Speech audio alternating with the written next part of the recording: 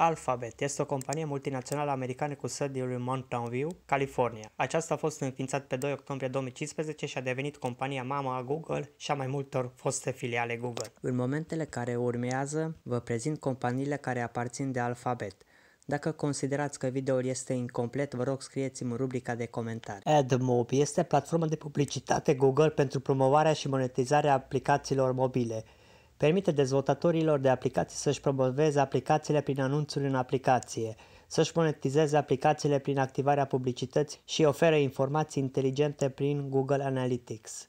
Cuvântul AdMob vine din abrevierea cuvântului Ad, care înseamnă anunți, și Mob, de la mobile. AdSense este o aplicație de publicitate. Proprietarii de site-uri se pot înscrie în program și pot afișa reclame de tip text, imagine sau video pe site-urile personale.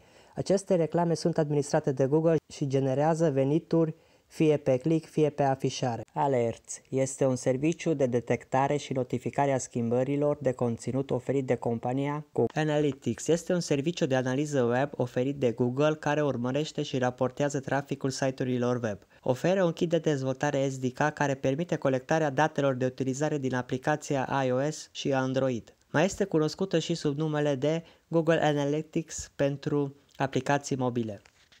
Android este un sistem de operare pentru dispozitive și telefoane mobile bazată pe nucleul Linux.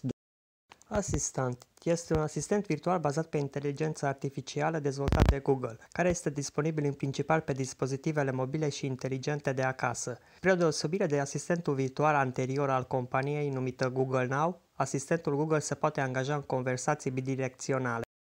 Blogger este un serviciu de publicare de bloguri. Acesta a fost dezvoltat de Pyra Labs, care a fost achiziționat de Google în 2003.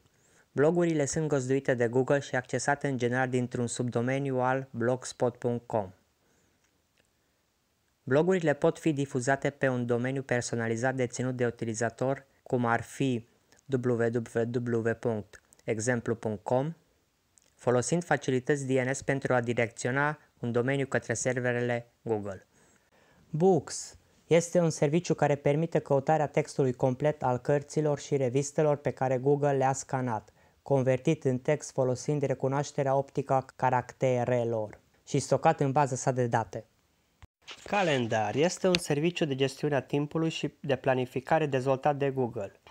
A fost disponibil în versiunea beta pe 13 aprilie 2006 și în versiunea generală în iulie 2009, pe web și ca aplicații mobile pentru platformele Android și iOS.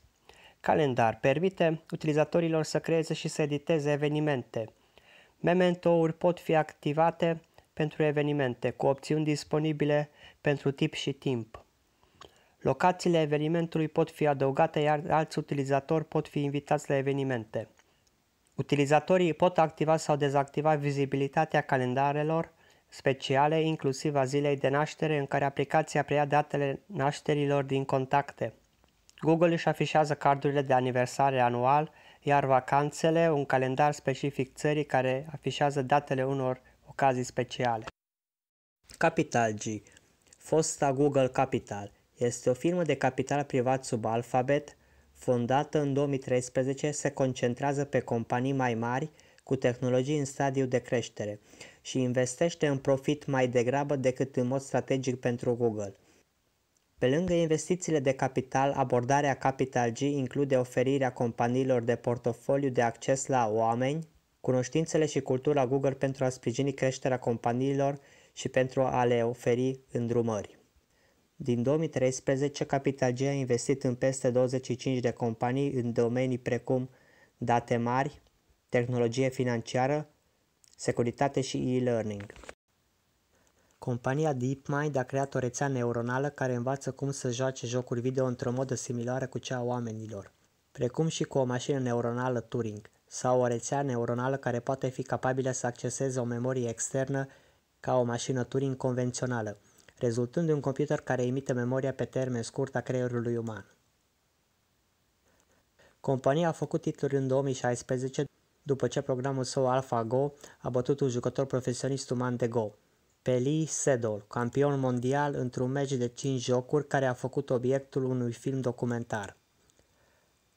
Programul AlphaZero bate cele mai puternice programe jucând șah Go, shogi, care este șahul japonez, după câteva zile de joc împotriva sa folosind învățarea de armare. DoubleClick este o companie care se ocupă de dezvoltarea și furnizarea serviciilor de difuzare a anunțurilor pe internet, achiziționată de Google în 2008.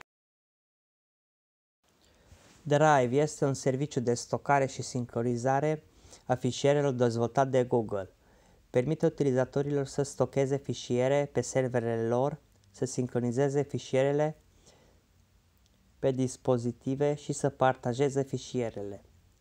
Oferă aplicații cu capabilități offline pentru computerele Windows, Mac OS și smartphone-urile și tabletele Android și iOS.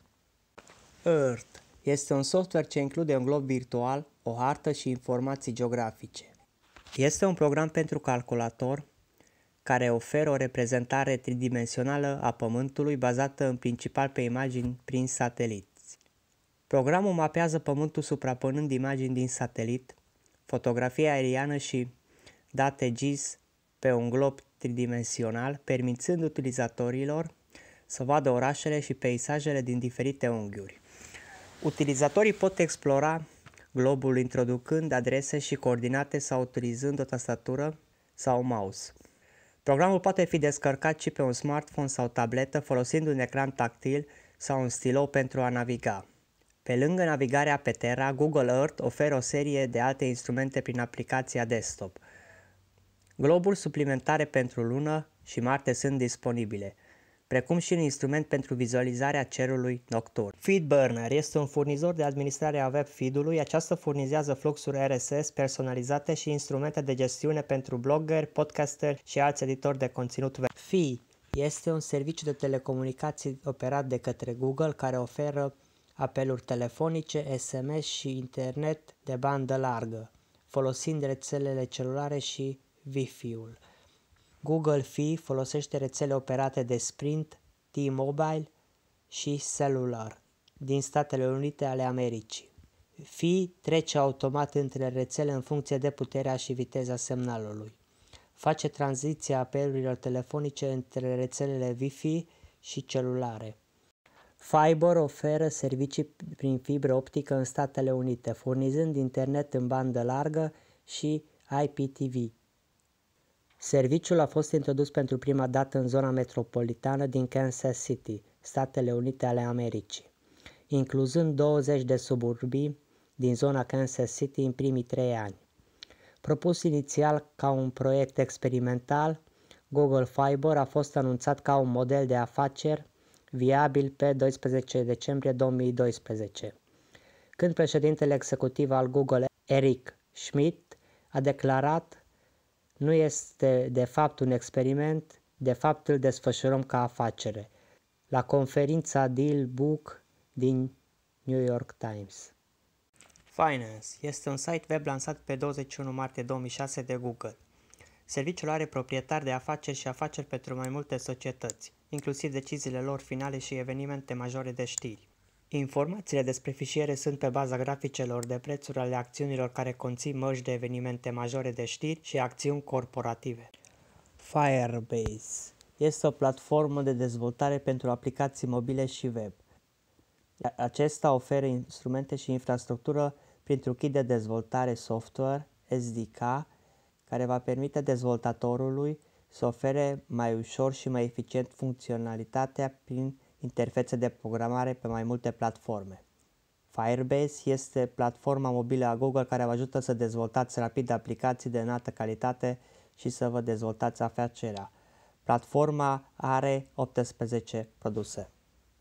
Flights este un serviciu de căutare a rezervărilor de zboruri online care facilitează achiziționarea de bilete de avion de la furnizorii terți. Gmail este un serviciu de e-mail gratuit dezvoltat de Google. Utilizatorii pot accesa Gmail pe web și folosind programe terțe care sincronizează conținutul prin e-mail prin protocoalele POP sau IMAP. La lansare, Gmail avea o ofertă inițială de capacitate de stocare de 1 GB per utilizator, o cantitate semnificativ mai mare decât concurenții la acea vreme. În momentul actual, serviciul oferă 15 GB de stocare. Utilizatorii pot primi e-mail-uri cu dimensiuni de până la 50 de MB, inclusiv atașament, în timp ce pot trimite e-mail-uri de până la 25 de MB. Pentru a trimite fișiere mai mari, utilizatorii pot insera fișiere din Google Drive în mesaj.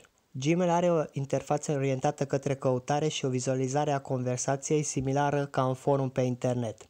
Serviciul este notabil printre dezvoltatorii de site-uri pentru adaptarea sa timpurie de Ajax. Groups este un serviciu de la Google care oferă grupuri de discuții pentru persoanele care împărtășesc interese comune. Serviciul oferă un gateway către grupurile de știri Usenet printr-o interfață de utilizator partajată. Groups a devenit operațională în februarie 2001, în urma achiziției de către Google a arhivei Usenet deja. Invite Media este o companie publicitară care a fost achiziționată de DoubleClick pe 3 iunie 2010. Keep este un serviciu de luare de notițe dezvoltat de Google. Este disponibil pe web și are aplicații pentru sistemele de operare Android și iOS. Oferă o varietate de instrumente pentru preluarea de notițe, text, liste, imagini și audio. Local Guides este un program lansat de Google Maps pentru a permite utilizatorilor săi să contribuie la Google Maps. Utilizatorii pot primi recomandări pentru locații, pot publica propriile fotografii și recenzii. Programul este parțial succesor al Google Map Maker, deoarece caracteristicile fostului program au devenit integrate în site-ul web și în aplicație. Loon este o rețea de baloane de înaltă altitudine concepute pentru a aduce conectivitatea la internet în comunitățile rurale și îndepărtate din întreaga lume. Compania folosește baloane plasate în stratosferă la altitudine de 18 km la 25 de km pentru a crea o rețea wireless cu viteză de până la 4G LTE. Makani este o companie care dezvoltă turbine eoliene aeriene. Makani este lider în dezvoltarea sistemelor de extracție a energiei eoliene în aer. Pentru a-și îndeplini obiectivul de a produce energie regenerabilă cu costuri reduse, sistemul Zmeu Makani folosește aripi autonome legate, care zboară pe o cale circulară și generează energie electrică prin turbine eoliene, montate pe aripa principală. În decembrie 2016, Makani a operat pentru prima dată un prototip de 600 de kW cu o extensie a aripii de 28 de metri. În august 2018, zmeul energetic a fost testat pe insula mare din Hawaii. Maps este un serviciu de cartografiere online a globului pământesc dezvoltat de Google. Oferă imagini prin satelit, fotografie aeriană, hărți stradale, vedere panoramică la 360 de grade a străzilor, Street View, condiții de trafic în timp real și planificarea rutelor pentru călătorii pe jos, cu mașina, bicicletă și aeriană în versiune beta sau transport în comun. Maps pentru dispozitivele Android și iOS a fost lansat în septembrie 2008 și oferă navigație prin rotație GPS împreună cu funcții dedicate de asistență la parcare. Google permite proprietarilor de afaceri să își verifice propriile date de afaceri prin intermediul My Business și a recrutat voluntari pentru a verifica și corecta datele de adevăr fundamentale. În special în Australia, întreprinderile au observat tendința de înregistrări false de afaceri într-o varietate de industrii. Nest este un brand utilizat pentru comercializarea produselor pentru case inteligente, inclusiv difuzoare inteligente, afișaje inteligente, dispozitive de streaming, termostate, detectoare de fum, sisteme de securitate, inclusiv clopot inteligent, camere de luat vederi și încuiători. News este o aplicație de știri dezvoltată de Google, prezintă un flux continuu personalizabil de articole organizate din mii de editori și reviste. News este disponibil ca aplicație pe Android, iOS și pe web. Este disponibil în 35 de limbi. Pay este o platformă digitală cu portofel și un sistem de plată online dezvoltat de Google, permițând utilizatorilor să efectueze plăți cu telefoane, tablete sau ceasuri Android. Pe 8 ianuarie 2018, Google Pay și Google Wallet s-au unit într-un singur sistem de plată numit Google Pay. Android Pay a fost rebranșat și redenumit ca Google Pay. Google Pay adoptă caracteristicile atât pentru Android Pay cât și pentru Google Wallet prin serviciile sale de plată online, peer-to-peer. Photos este un serviciu de partajare și stocare de fotografii dezvoltat de Google. Aceasta a fost anunțat în mai 2015.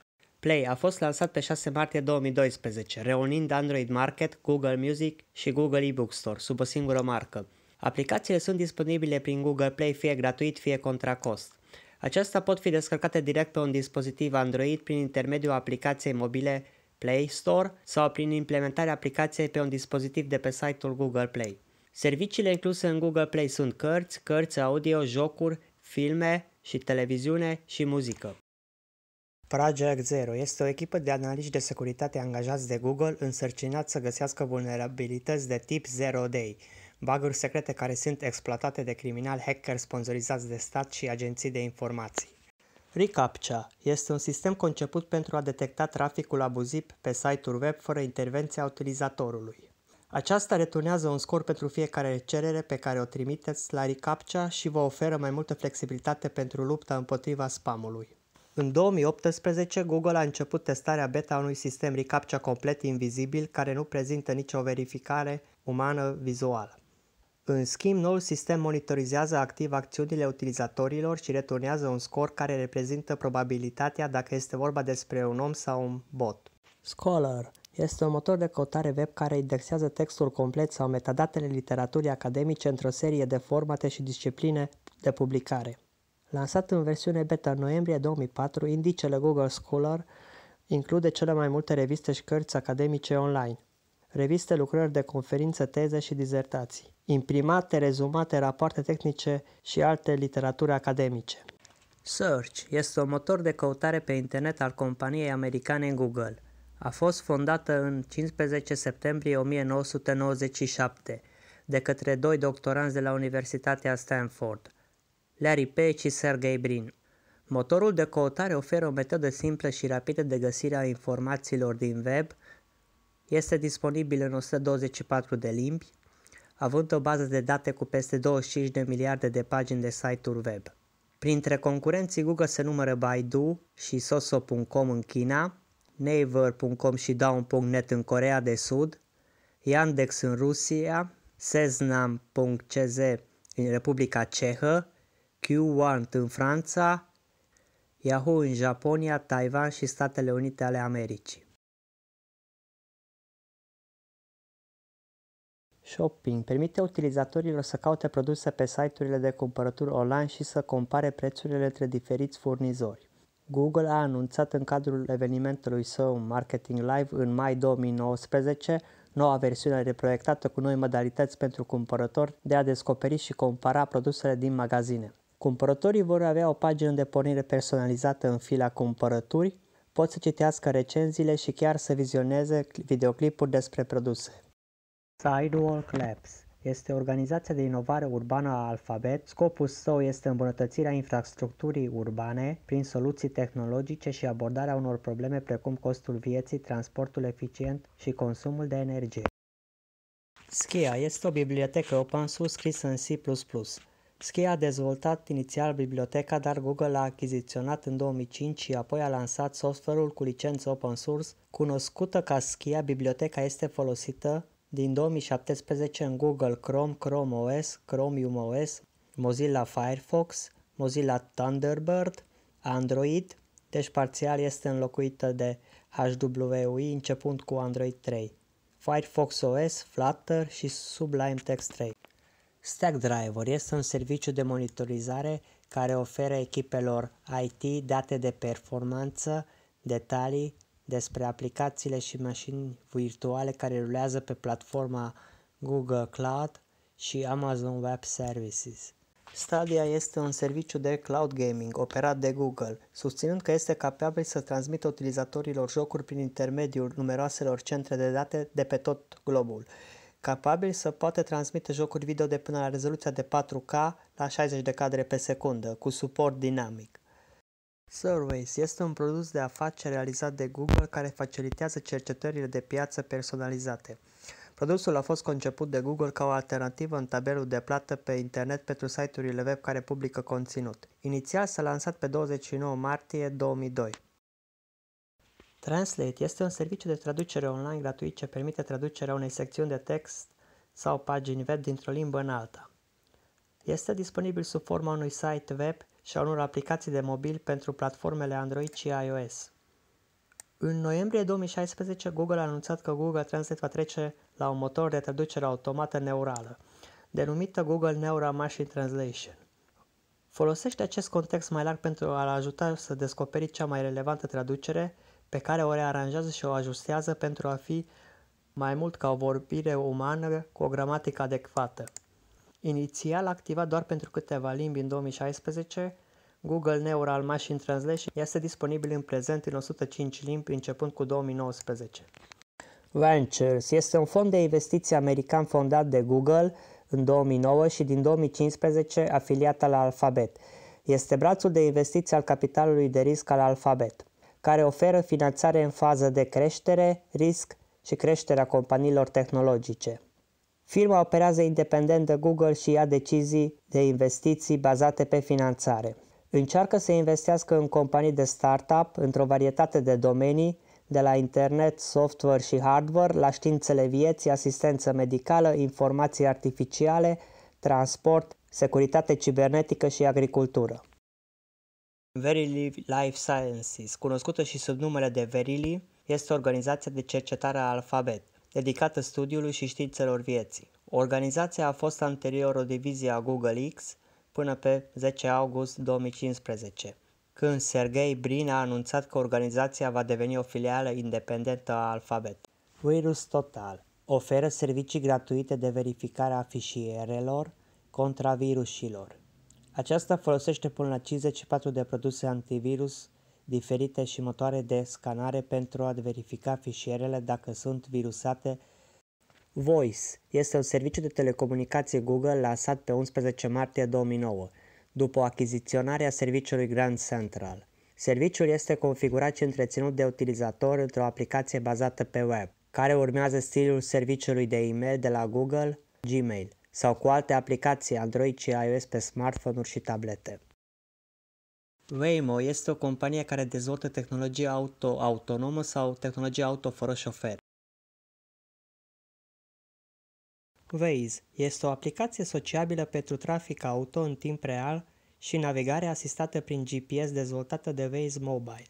Pe 11 iunie 2013, Waze a fost achiziționat de către Google. În august 2018, Waze a introdus suportul pentru Android Auto. În septembrie 2018, Waze a introdus suportul pentru Apple CarPlay după ce Apple a lansat iOS 12. Wear OS este o versiune a sistemului de operare Android conceput pentru ceasuri inteligente și alte elemente de purtare, wearables în limba engleză. Web Toolkit este un cadru creat de Google care vă permite să ascundeți complexitatea diferitelor aspecte ale tehnologiei Ajax. Este compatibil cu mai multe browsere, deoarece fiecare browser are de obicei nevoie de cod specific pentru a realiza un front-end corect într-o aplicație web. Conceptul de Google Web Toolkit este destul de simplu. Practic, ceea ce trebuie să faceți este să creați codul în Java, folosind orice mediu de dezvoltare Java, iar compilatorul îl va traduce în HTML și JavaScript. Wing este o companie care dezvoltă tehnologia de livrare a mărfurilor bazată pe drone. Compania și-a completat primele livrări din lumea reală în 2014. Compania are birouri în Australia, Statele Unite și Finlanda.